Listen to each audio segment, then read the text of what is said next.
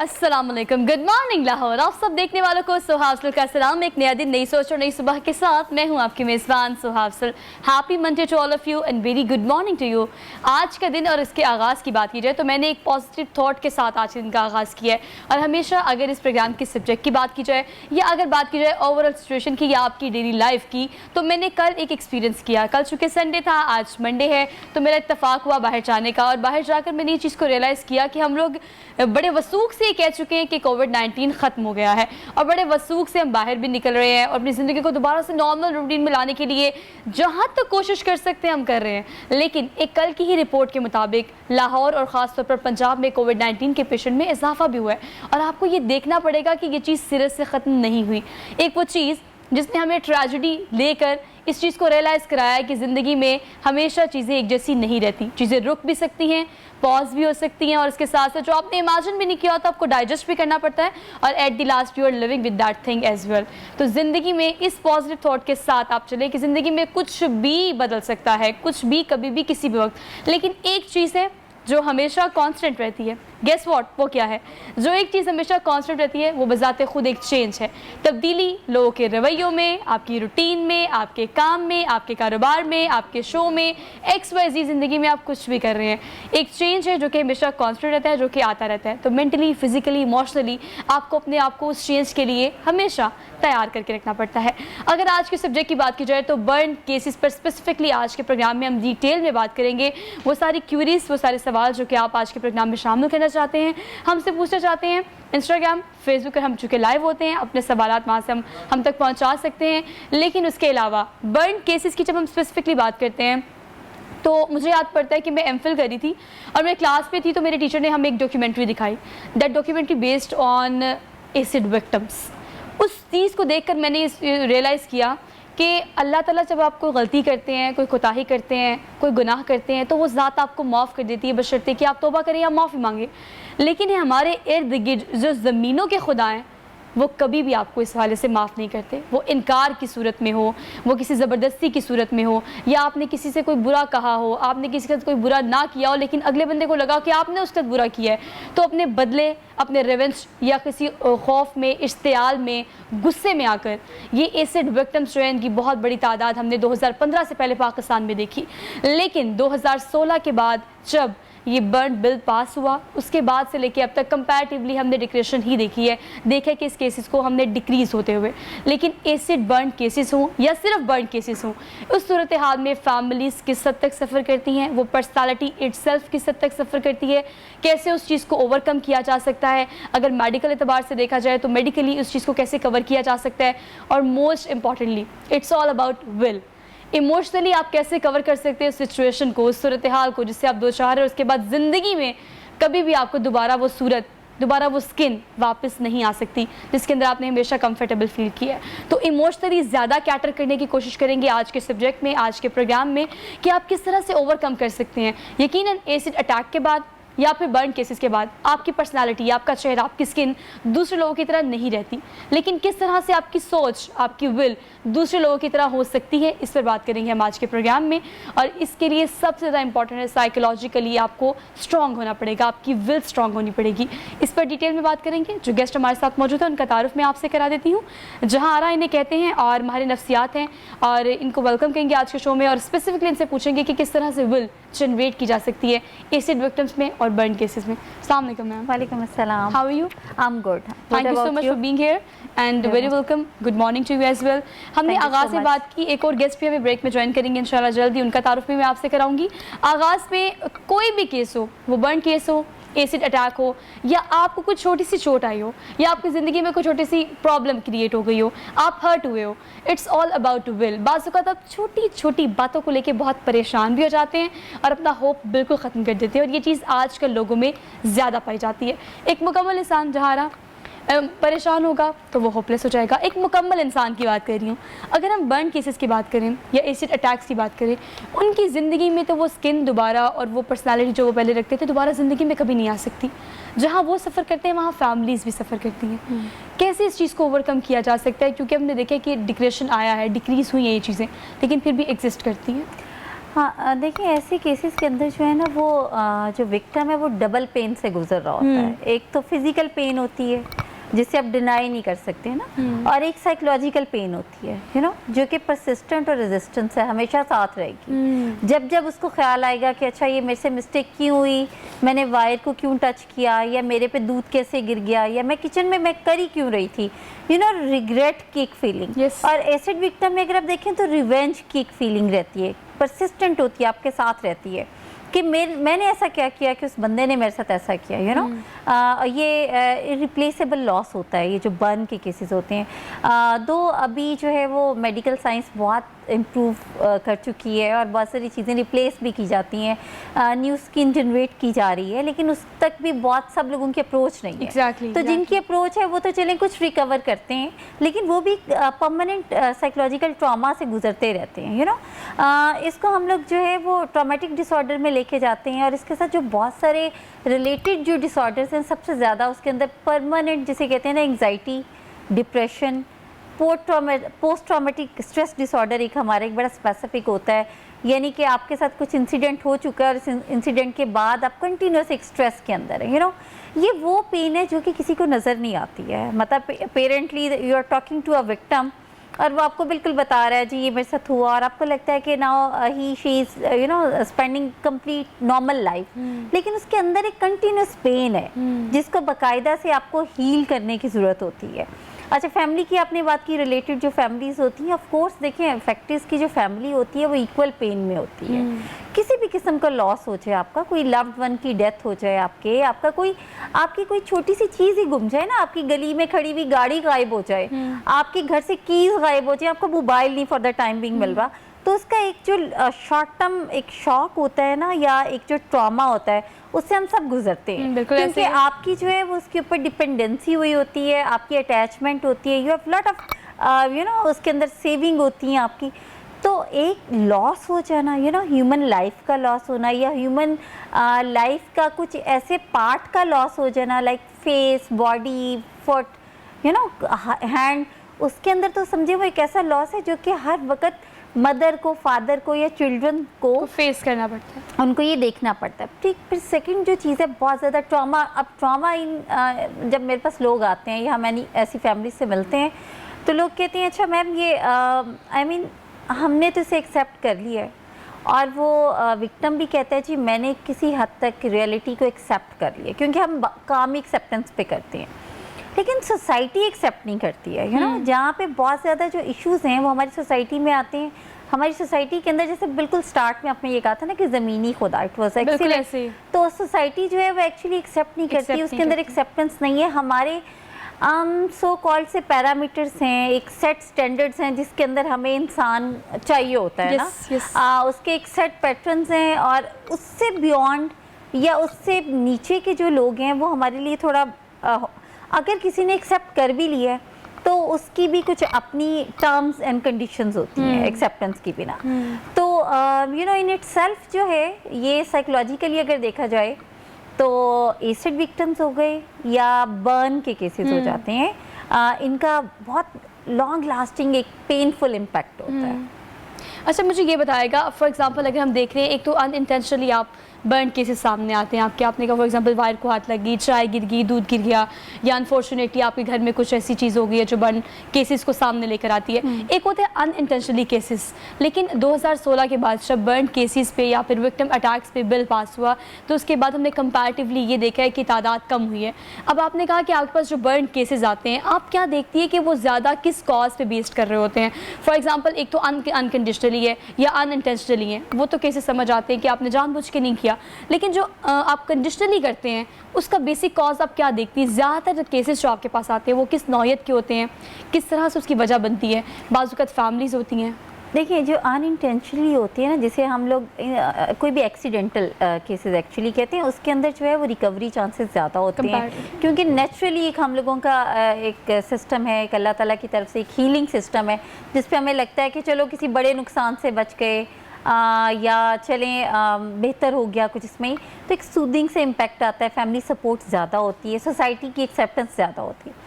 अब जो acid victim की बात है या बाकी जो कि एक प्लान्ड केसेस जो होते हैं जो आपने क्वेश्चन किया, उसके अंदर जो है उन केसेस के अंदर पेन ज़्यादा होता है, ठीक है, ट्रॉमा ज़्यादा होता है। उन केसेस के अंदर एक्चुअली ये होता है कि आपके अंदर, क्योंकि आपकी कुछ इस तरह की इंटेंशंस नहीं होती कि आप किसी को नुकसान पहुंचाएं, लेकिन अगले बंदे ने आपको एक स्पेसिफिक टारगेट करने के बाद नुकसान पहुंचाया, तो उसमें जो पेन का लेवल है वो नॉर्मल से बहुत ज़्यादा चला जाता है। लेकिन बर्न केसेस में एसिड विक्टिम्स के बाद हमने कंपैरेटिवली अब ये देखना है कि जो अब केसेस आते हैं वो किस कॉज पर बेस्ड कर रहे होते हैं, उसका बेसिक कॉज क्या होता है, इस पर बात करेंगे डिटेल में। एक छोटी सी ब्रेक लेनी है, वापस आते हैं। Keep watching good morning Lahore.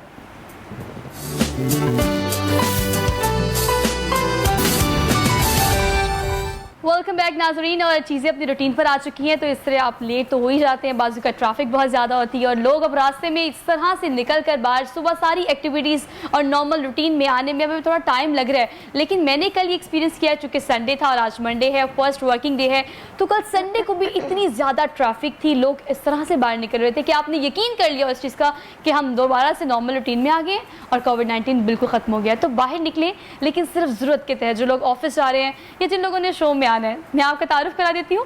Doctor सनिया जावेद हमारे साथ मौजूद है, माहिर अमराज़ जिल्द हैं। इनसे बात करेंगे आज एसिड विक्टिम्स और हम बर्न केसेस पर डिटेल में। लेकिन चूंकि थोड़ी सी लेट है तो इनसे पूछते हैं कि लेट होने की वजह क्या रही। डॉक्टर सनिया कैसी हैं आप? अल्लाह का शुक्र, आप कैसी हैं? Thank you so much for being here, it always pleasure to have you here. अब बताएगा कि आप लेट क्यों हुई? आगाज़ में हमारे व्यूअर्स ने काफ़ी वेट किया आपका।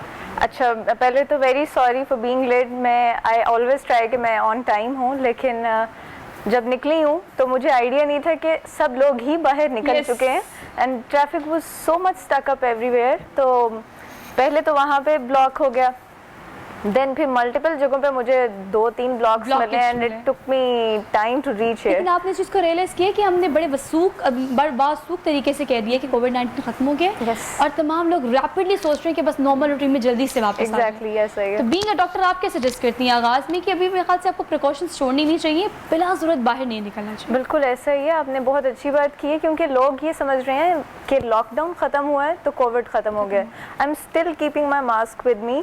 ये शो के लिए मैंने सिर्फ उतारा है, अदरवाइज मेरी कोशिश होती है कि जितनी देर भी बाहर रहें मास्क और ग्लव्स एटलीस्ट पहने रखें, सैनिटाइज़र साथ रखें। तो ये सारी चीज़ें बहुत ज़रूरी हैं। और मैं अभी रास्ते में यही नोटिस करती आ रही थी कि मेजॉरिटी लोगों ने मास्क नहीं पहने हुए थे। दिस इज़ नॉट राइट, क्योंकि प्रिकॉशंस लेके ही हमने अब आगे चलना है। मतलब बाहर अगर आपने निकलना है, आपने ऑफिस जाना है या कोई ज़रूरी काम है, बिला ज़रूरत पहले तो आप बाहर निकले ना। लेकिन अगर आप निकल रहे हैं तो एटलीस्ट प्रिकॉशंस तो करें। वो जो हमें शुरू से कोविड-19 के मार्च से लेकर अब तक सिखाया गया है कि सैनिटाइज़र अपने पास रखें, मास्क का इस्तेमाल करें, XYZ सोशल डिस्टेंसिंग रखें। तो अगर लॉकडाउन खत्म हुआ है तो मेरे ख्याल से एहतियात तो आपको करनी चाहिए। डॉक्टर सनिया, हम बात करें बर्न केसेस की और स्पेसिफिकली इन डल हम बात करें कि एसिड विक्टिम्स जो होते हैं उसको किस तरह से कैटर किया जाता है। लेकिन हम बात करें स्पेसिफिकली इस चीज़ की कि अगर हम बर्न केसेस को देखें तो एक तो आप देखते हैं कि अनइंटेंशनली आपका हाथ जल जाता है, आपकी बॉडी जल जाती है, घर में कोई एक्सीडेंट हो जाता है। लेकिन एक अगर हम केसेस की बात करें तो अब बीइंग अ माहिर अमराज़ जिल्द, आपके पास ज़्यादा केसेस क्या लगता है किस चीज़ के आते हैं? अगर हम बात करें आम रूटीन की तो 2016 के बाद एसिड विक्टिम्स के केसेस को तो हमने कम देखा है, लेकिन दूसरे केसेस बढ़कर आ गए हैं। आप ज़्यादा किन केसेस को फेस करती हैं? अच्छा, जो सबसे ज़्यादा मेरी स्पेशलिटी में बेसिकली ये प्लास्टिक सर्जरी की स्पेशलिटी है, लेकिन जो इनिशियल प्रेजेंटेशन होती है they always contact a dermatologist, क्योंकि उनको गाइड करना पड़ता है कि ये अब आपने प्लास्टिक सर्जन के पास जाना है अगर डीप लेवल पे बर्न्स आ गए। तो मोस्टली केसेस जो मेरी प्रैक्टिस में मैंने देखे हैं, बच्चों के केसेस देखे हैं कि अक्सर चाय गिर गई या गर्म दूध गिर गया, गर्म पानी गिर गया बच्चों के ऊपर, तो मोस्टली लिक्विड जो हॉट लिक्विड्स हैं, नेग्लिजेंस कहूँगी या कह लें बेध्यानी में बच्चे अपने ऊपर ये गिरा लेते हैं या किसी बड़े से पीते हुए बच्चे पे गिर जाती है। तो मोस्टली मैंने बच्चों के केसेस देखे हैं अपनी स्पेशलिटी में। और लेटर ऑन ऑब्वियसली कि जब वो बच्चे बड़े होते हैं तो उनकी स्किन के ऊपर एक स्कारिंग और ये सारी चीज़ें इश्यूज आते हैं। तो हमेशा मैंने जिस भी फोरम पे इस टॉपिक पे अगर बात की है तो मैंने ये ज़रूर कहा है कि माँओं को, पेरेंट्स को स्पेशली एक्स्ट्रा ऑर्डिनरी केयरफुल रहना चाहिए इन चीज़ों में, बिकॉज एक मरतबा ये स्कार आ जाए तो बहुत डिफिकल्ट होता है इसको ट्रीट करना। और फिर द होल लाइफ आपको उसको अपने साथ रखना, वो बर्न Yeah. केसेस किसी भी सूरत में हो। अगर आप एसिड अटैक की बात करते हैं तो वो चीज़ तो बज़ाहिर जो नज़र आती है, फिर अपनी नॉर्मल और पहले वाली स्किन में आप जा ही नहीं सकते। चारा आप इस हवाले से बताएगा, हम फैमिलीज़ की बात कर रहे थे, बर्न केसेस किसी के भी हो, एसिड केस हो या एक्सीडेंटल केस हो, आपका जो बर्न मार्क होता है वो रह जाता है, और वो बर्न मार्क जो होता है वो सारी ज़िंदगी आपके साथ रहता है। साइकोलॉजिकली भी ये चीज़ आपको बहुत इफेक्ट करती है, ख़ासतौर पे हमारे माशरे में जहाँ पर हमने एक टर्म्स बना ली हैं, गोरा काला ये वो। तो आपको क्या लगता है इस तरह के किस्सों किस तरह से कवर किया जा सकता है? देखिए डिपेंड्स कि आपने फुलफिलमेंट कितनी की है ना बच्चे के अंदर। बहुत सारे मैंने ऐसे भी देखे हैं, अपनी मेरी एक दो क्लास फेलोज थे, आई पर्सनली एक्सपीरियंस्ड कि वो दे डोंट बॉदर एक्चुअली। और हाँ, वो एक चाइल्डहुड का एक उनका बैड इंसिडेंट था, दे ऑलवेज शेयर्ड कि मेरे साथ ये हुआ, जल गया, मदर की नेग्लिजेंस या मेड की नेग्लिजेंस। लेकिन इट डिपेंड्स कि फैमिली कैसे आपको लेके चल रही है। Yes, अगर आपकी अगर फैमिली बड़ी सपोर्टिव है तो मैंने बहुत सारे ऐसे लोग देखे, दे इवन डोंट बॉदर। और बहुत सारे ऐसे लोग हैं जिनकी फैमिलीज़ में ही उनको बहुत ज़्यादा आई मीन रियलाइज़ कराया जाता है, जैसे कज़न्स हो गए, फ्रेंड्स हो गए, सराउंडिंग में नेबर्स। तो वो जो चीज़ है वो बच्चे के अंदर रहती है, और वो क्योंकि एक ट्रॉमेटिक इवेंट होता है प्लस एक मार्क है उसके साथ, ठीक है। डिपेंड्स कि वो है कहाँ पे। अगर तो विजिबल है, आई मीन नज़र आ रहा है सबको, तो उसके साथ वो पेन डबल हो जाती है। तो उनकी पर्सनैलिटी में वो चीज़ रहती है, जैसे हाइड करेंगे। अब एक मेरी पास एक खातून आती थी सेशंस के लिए, तो उनके लेफ़्ट साइड पे था ना, तो वो हमेशा अपने बहुत सारे बाल गिराई रखती थी। तो उसके बाद काफ़ी जब मेरे उनके साथ सेशंस हुए तो मैं उनको ये कहती थी कि आप आहिस्ता आहिस्ता से अब इसको कवर करना शुरू करते हैं, आप अपने बालों को उठाना शुरू करें और आप लोगों से शेयर करना शुरू करते हैं कि मेरे साथ ये हुआ था तो एक्चुअली। लोग आपको उस तरह से देखने के यूज्ड हो जाते हैं। एग्जैक्टली, या आपको उस तरह से एक्सेप्ट कर एक्चुअली लेते वो तो हैं। आपके अपनी अंदर की आपकी वीकनेस होती है ना, आपकी अपनी पेन होती है। लोग तो मेरा ख्याल है जब यूज टू हो जाएंगे तो बॉदर ही नहीं करेंगे ना। नहीं करते, और लेकिन हम यही सोचते हैं कि लोग क्या कहेंगे, क्योंकि वो आपकी अपनी एक आवाज़ होती है, आपकी अपनी फुलफिलमेंट जिसे कहते हैं ना, वो नहीं हो चुकी होती है। आपको लगता है कि people will not accept me actually, या मुझे जस्टिफाई करना पड़ेगा, या मुझे जो है वो शायद मैं उनसे कम्पीट नहीं कर सकूँगा। तो उस सिचुएशन के अंदर ये होता है कि वो फिर काफ़ी ऐसी अच्छा, फिर उसका बहुत सारी जो चीज़ें होती थी, जैसे कभी कुछ चीज़ों में वो कहती थी कि मेरे सेशंस होते हैं जब मैं स्काइप पे या वो, तो मैं कोई ऐसा एंगल देखती हूँ कि जिसके अंदर मेरा ये साइड ना आए और दूसरी साइड आए। पिक्चर्स नहीं वो बनवाती थी, तो वो फिर डिफरेंट साइड से हेयर कट कराने में बहुत ज़्यादा थी। तो वो कहती थी मैं इतनी डिपेंडेंट हो गई इस चीज़ के ऊपर कि मैं अपना कॉन्फिडेंस लूज़ करता है इंसान। अच्छा, हम तो स्पेसिफिकली बर्न केसेस की बात करने जा रहा, लेकिन मैं आपको एक बात बताऊं, अगर आप बर्न केसेस में फॉल करते हैं या नहीं भी करते, कुछ छोटा बड़ा मसला अगर आपकी स्किन के साथ है, तो मुझे ऐसा लगता है कि जब तक आप में खुद विल नहीं है, वो एक्सेप्टेंस की विल नहीं है, आपको मुआशरा कभी भी किसी भी सूरत एक्सेप्ट नहीं करेगा। बीइंग अ डॉक्टर सनिया, आप मुझे बताएं कि हमेशा मेरी आपसे गुफ्तगू रही है, तो जहाँ पर आप लोगों का इलाज करते हैं वहाँ पे लोगों को आपने विल भी देनी होती है। Yes. आपने उनको बूस्टअप करना होता है, आपने उनको बताना होता है कि it's not a big deal at all. आपने मुआशरे को बताना है कि उन्होंने आपको ऐसे एक्सेप्ट करना है। ये काउंसलिंग कैसे होती है? अच्छा, मैंने अपनी प्रैक्टिस में हमेशा ये चीज़ रखी है कि काउंसलिंग फर्स्ट पार्ट है मेरी प्रैक्टिस का। बिकॉज अगर आप पेशेंट को अच्छा काउंसल कर देते हैं, 50% वो वहीं ठीक हो जाता है। तो ये सबसे इम्पॉर्टेंट पार्ट है किसी भी डॉक्टर की स्पेशलिटी का, कि counselling is base of your practice.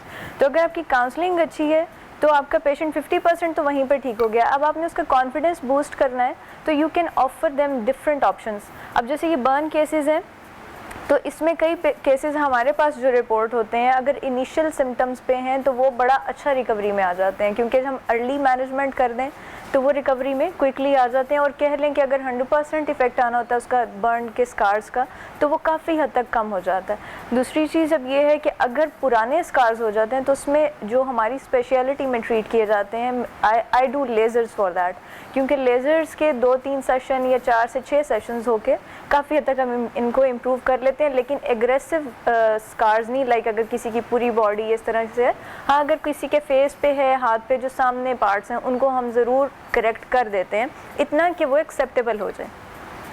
अगर ये भी नहीं तो फिर समटाइम्स आपने देखा होगा कि फेस पे, जैसे बता रही हैं कि फेस के ऊपर स्कार्स हैं तो आईब्रोज उड़ जाती हैं या कोई फेस फीचर डैमेज हो जाता है, तो उसके लिए भी वी ट्रीट सच कैंडिडेट्स। तो इस तरह से एक तो ये काउंसलिंग से कॉन्फिडेंस बूस्ट होता है, दूसरा थेरेपीज़ जो कि बहुत एग्रेसिव सर्जिकल थेरेपीज़ नहीं है वो भी काफ़ी हद तक क्लाइंट का जो कॉन्फिडेंस है बूस्ट कर देती हैं। तो अल्हम्दुलिल्लाह I have seen in my practice के कुछ सेशंस में ही और counselling which is the main part, उससे काफ़ी कॉन्फिडेंस लोगों का बूस्ट हो जाता है and they feel good about their self कि हाँ अब we can face the world very easily.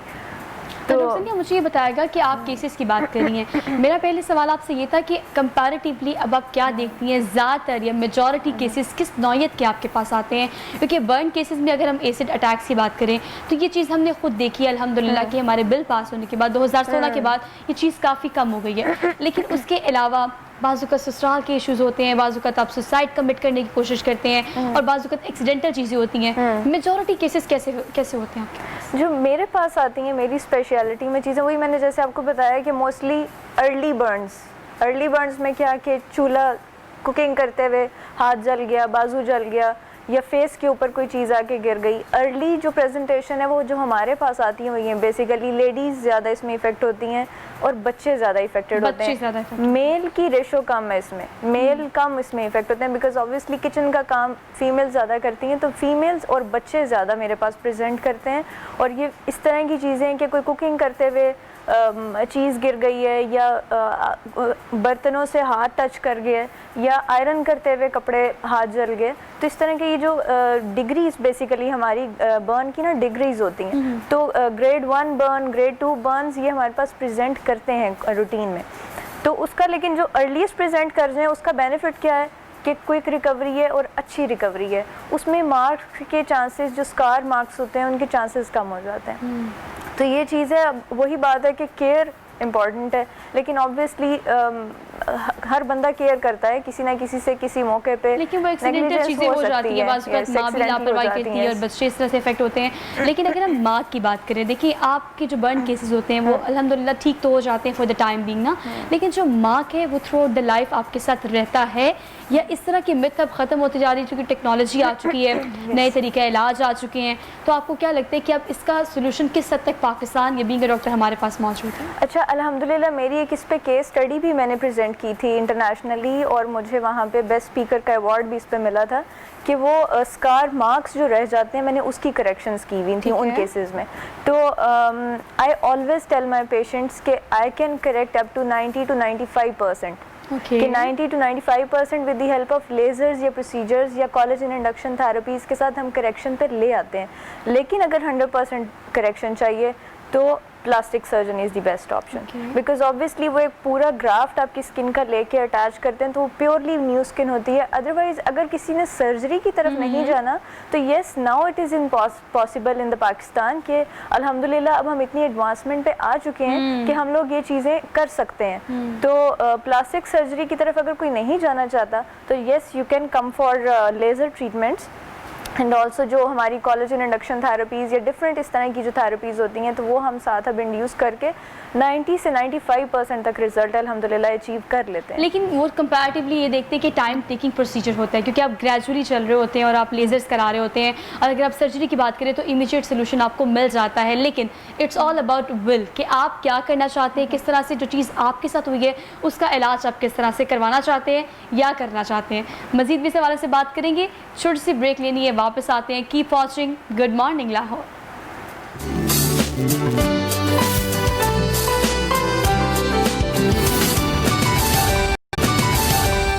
Welcome back नाजरीन, एक बार फिर से आप सब देखने वालों को हम खुशामदीद कहते हैं और इसके साथ साथ very good morning to all of you, happy Monday to you as well. Monday का फर्स्ट वर्किंग डे है तो कोशिश करें कि पॉजिटिविटी के साथ दिन का आगाज़ करें और जो आप करना चाहते हैं वो करें, बशर्ते कि आप पहला स्टेप लें वो जो बहुत मुश्किल होता है। इनिशिएटिव लें, चीज़ें आपके लिए आसान से आसान तर होती चली जाएंगी।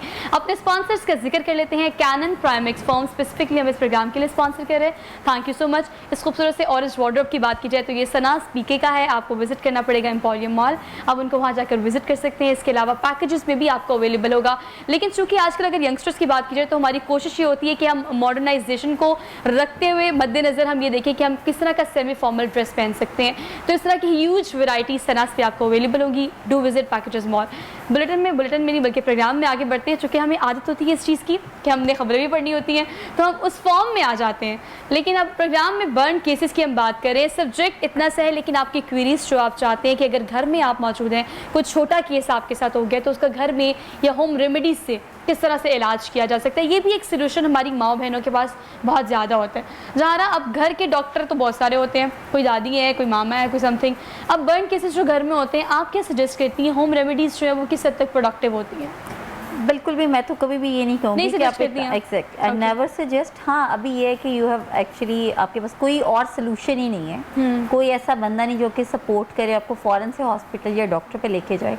तो फर्स्ट एड बॉक्स तो हर मदर को घर में बनाना चाहिए। I am also mother, I have a very big first aid box, जिसके अंदर पहले आई रिमेंबर कि मेरी अम्मा जो है वो बेरनॉल रखती होती थी। अभी मेरे तो पास हर वक्त, अब I don't know I have to mention the name और नहीं, बहरहाल कुछ भी ऐसी आपको सूदिंग जो है वो आपको क्रीम्स ट्यूब्स घर में रखनी चाहिए। उससे ज़्यादा कुछ नहीं करना चाहिए आपको ऐसी कोई रेमेडी नहीं करनी चाहिए जिससे मज़ीद लॉस हो जाए। अच्छा, ये रेमेडीज़ ना मुझे एक चीज़ याद है डॉक्टर सनिया, आपको याद होगा, बल्कि अभी भी ऐसा होता है बहुत सारे घरों में, सब कुछ जल जाती है ना चीज़। देखिए, ये मैं हमेशा वो गुफ्तगू करती हूँ प्रोग्राम में जो आम फहम होती है, वो मसले जो ख़वातीन घर में करती हैं बच्चों के साथ, जल जाए तो फ़ौरन से कहते हैं पेस्ट लगा लो, पेस्ट लगा लो। मतलब पेस्ट लगाने से वो आपको उस वक्त जलन भी होती है, लेकिन वो ठंडा भी लग रहा होता है।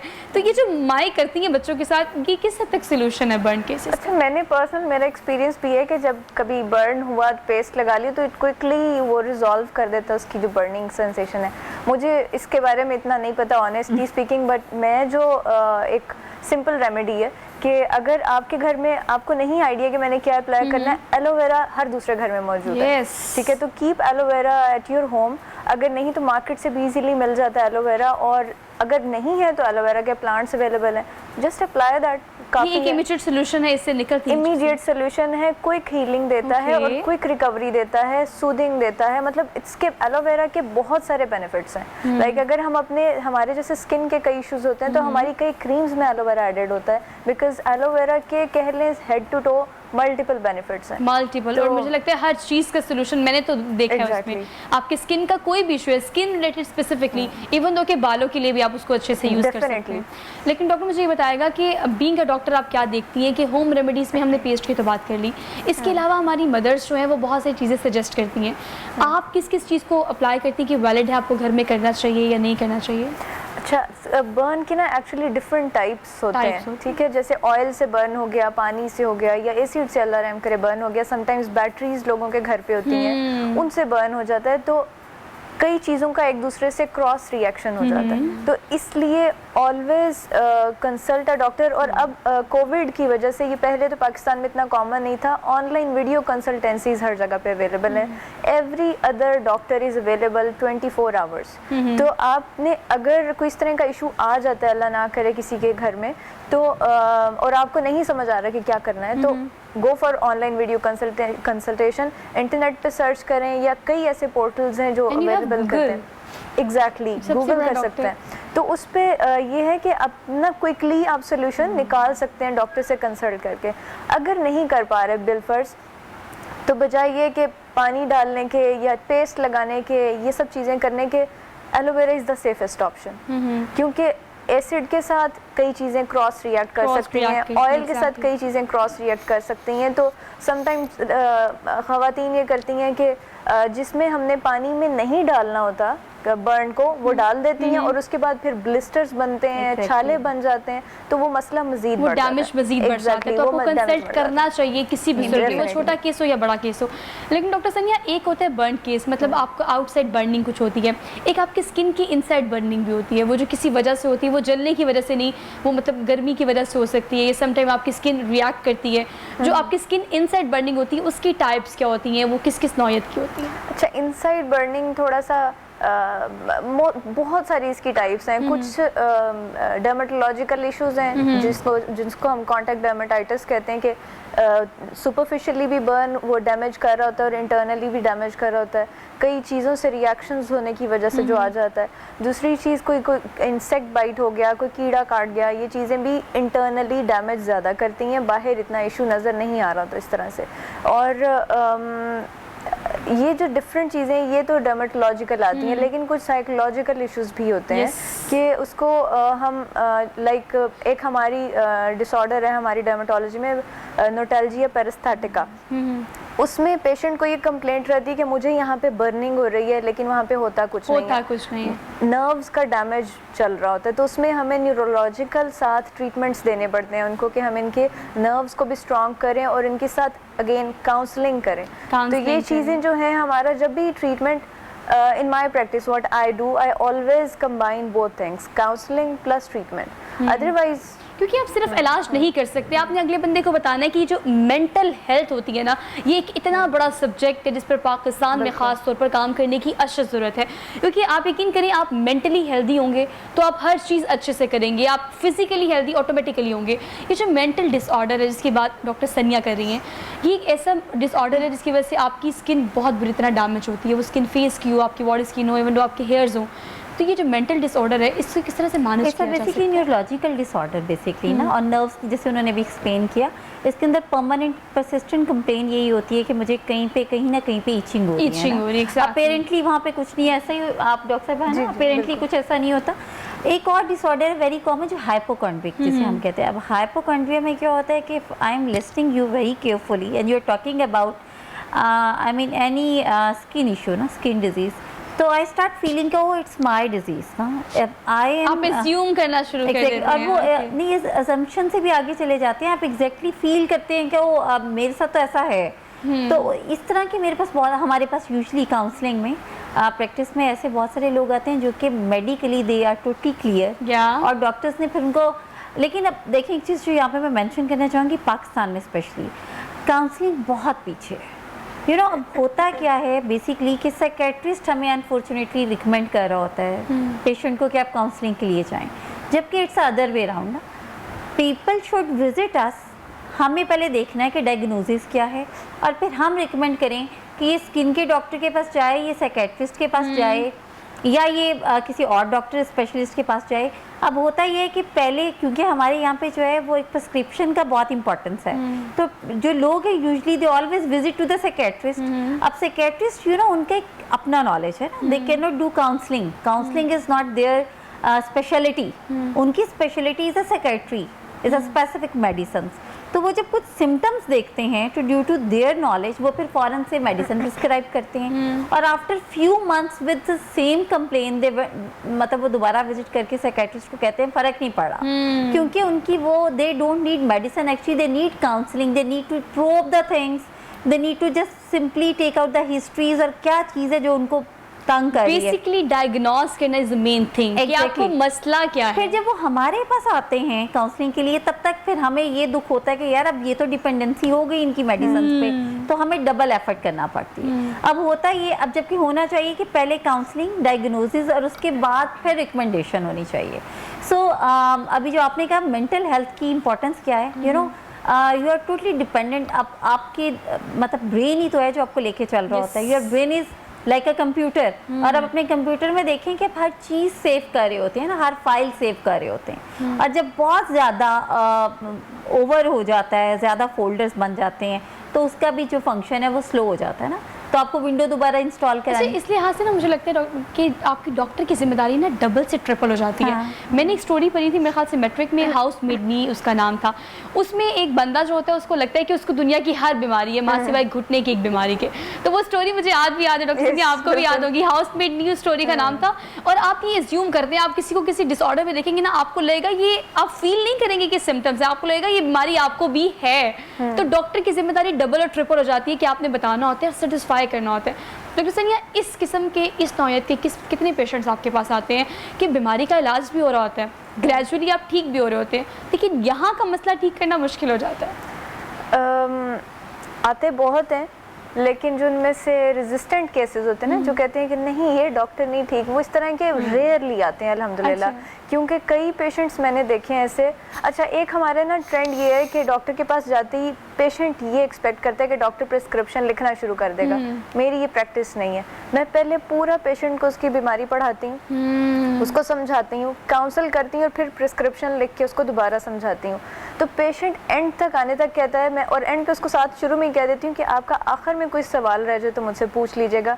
एंड पे अल्हम्दुलिल्लाह कभी भी मेरे किसी पेशेंट ने ये नहीं कहा कि डॉक्टर साहब मेरा कोई क्वेश्चन रह गया है। मतलब उसको satisfy करना is the main task. This is very important. और मैं हमेशा I always start with counselling, जो हमारी डर्मेटोलॉजिकल डोमेन की एक चीज़ है। बिकॉज एक कॉन्सेप्ट है कि डर्मा सबसे ईजीएस्ट स्पेशलिटी है, लेकिन ये टोटली मिसकंसेप्शन है, क्योंकि डर्मा में सबसे ज़्यादा डायग्नोस डिसऑर्डर्स हैं और डर्मा की हर स्पेशलिटी के साथ कनेक्टिविटी है, चाहे वो ब्रेन की है, चाहे बॉडी के किसी भी ऑर्गन की है।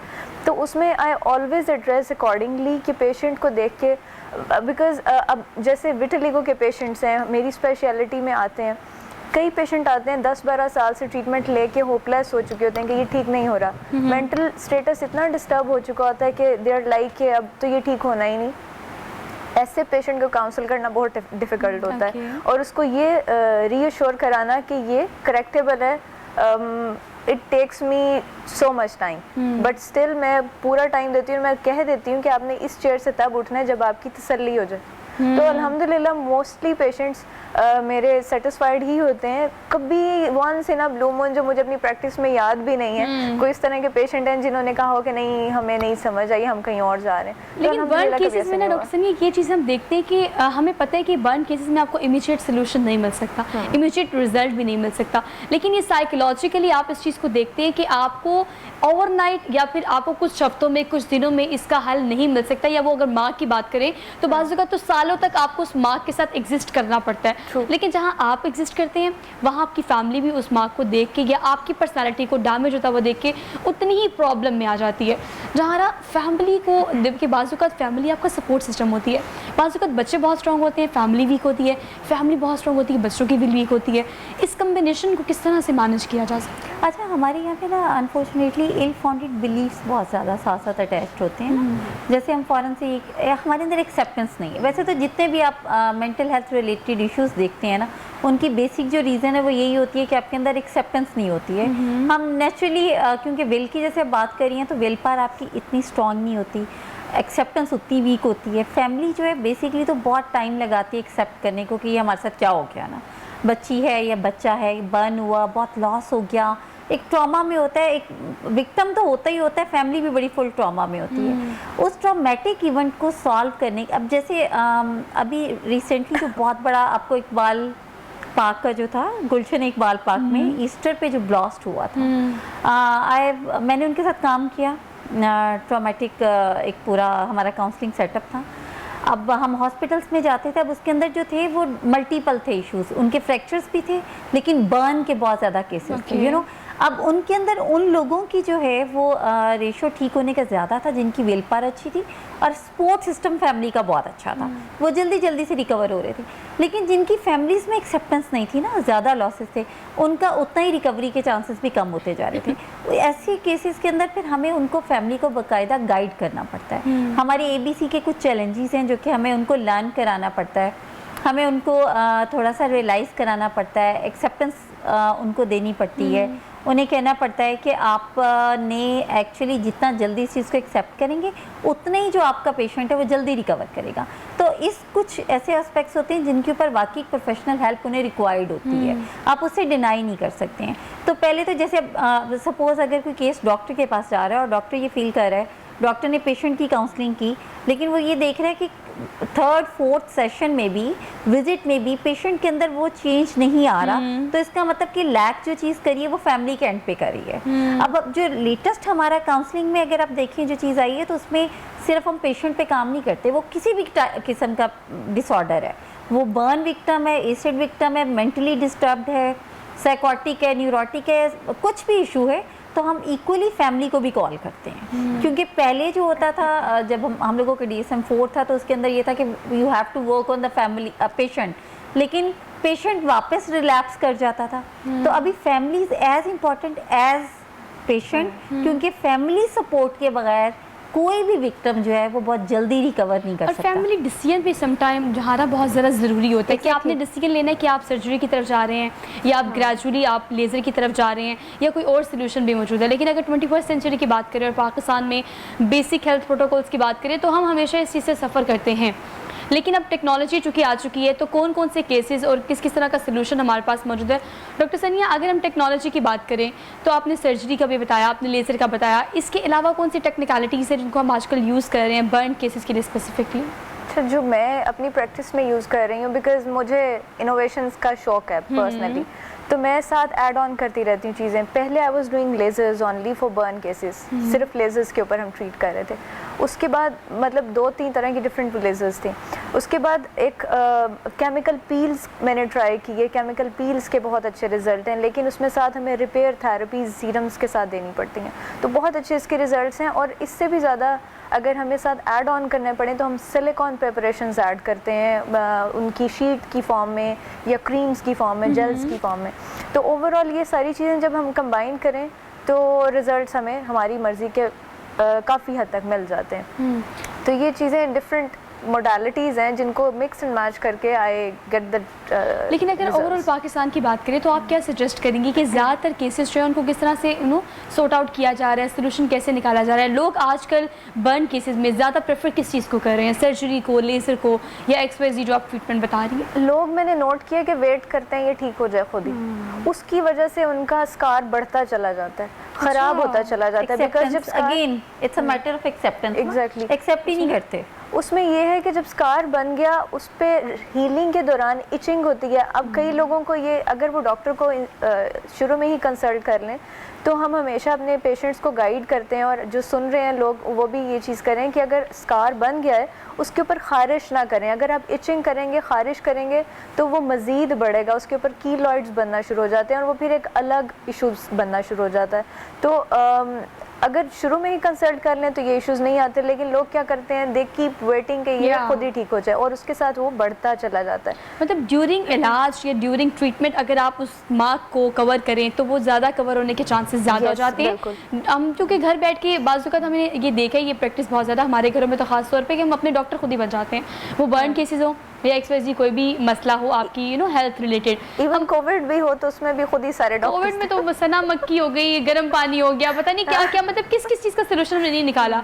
तो आप हर 3 माह बाद एक आपने ओवरऑल जो अपना टेस्ट कराना है अपनी हेल्थ को लेके, वो तो आपने कराना है। इसको तो आप समझे कि एज मच एज कंपल्सरी है जैसे कि ऑक्सीजन है और आपकी ज़िंदगी में जीना है। लेकिन डॉक्टर को कंसल्ट करने से आपका कुछ भी नहीं जाएगा। तो किसी भी केस में, ख़ास तौर पर बर्न केसेस में, आप घर में अपने डॉक्टर खुद नहीं बन सकते। डॉक्टर सनिया, कंक्लूड कैसे करेंगी, क्या सजेस्ट करेंगी आप?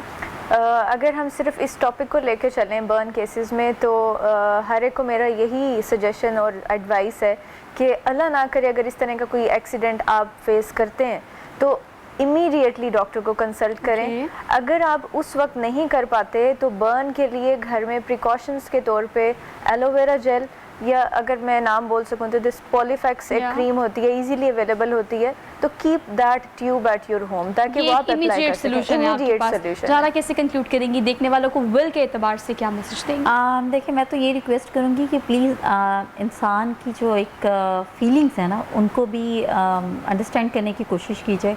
सिर्फ एक उसके स्कार को या बर्न को ना देखें, उसको एज ह्यूमन बीइंग भी जो है वो आप लें और समझें कि उसके अंदर भी एक जीता जागता एक इंसान है, उसकी फीलिंग्स हैं, उसको पेन महसूस होती है। और ये जो इमोशनल पेन होती है, it's more painful than the physical pain ना। तो फिजिकल पेन तो किसी न किसी तरीके से फॉर द टाइम, इमोशनली आप वीक हो जाते हैं। इमोशनली जो पेन है वो बहुत टाइम लेती है, और इमोशनल पेन क्योंकि वो बहुत ज़्यादा हिडन एक होती है, बहुत पर्सनल होती है। लेकिन ये मुश्किल होता है, इतना मुश्किल नहीं है जितना आप समझते हैं जिंदगी में पॉसिबल लेकिन आपको मुश्किलात आती है ज़िंदगी में। नाजरीन, हादसात होते रहते हैं, तो हादसात को सारी ज़िंदगी अपने साथ लेकर हम नहीं चल सकते। हमें देखना पड़ेगा कि आपने अपनी विल के तहत कैसी चीज़ों को ओवरकम करके ज़िंदगी में आगे खुश रहना है।